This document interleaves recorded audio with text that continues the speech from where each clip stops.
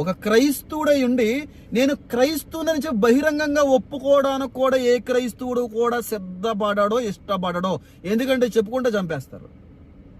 నా ప్రాణం కంటే ఏది ఎక్కువ కాదురా అని చెప్పి చాలా మంది ఈ రోజున యాక్షన్ చేసేవాళ్ళు, డ్యాన్సులు వేసేవాళ్ళు, పౌరుషం రోషం అన్న వాళ్ళు కను సైక మేరన కూడా కనబడకుండా పారిపోతారు. అలాంటి హింసలు రాబోతూ ఉన్నాయి. అటు హింసలు భారతదేశంలో రాబోతూ ఉన్నాయి. నా ప్రాణం కంటే, నా కుటుంబం కంటే కూడా నాకు ఇంకేది కూడా అవసరం లేదు, ఎందుకు వచ్చింది దేవుడు అని చెప్పి మేము క్రైస్తవులు అయ్యుండి కూడా మేము కాదు అని చెప్పి భయంతో బహిరంగంగా దేవుణ్ణి తిరస్కరించే రోజులు కూడా రాబోతూ ఉన్నాయి. అంటే ఇప్పుడు అందరూ కూడా క్రైస్తవులుగా ఉన్న వాళ్ళందరూ కూడా చివరి వరకు కూడా క్రైస్తవులుగా ఉంటారంటే నేను నమ్మను. చాలా మంది దారి తప్పిపోతారు. చాలా మంది నమ్ముకునే దేవుని విడిచిపెట్టి వెళ్ళిపోతారు.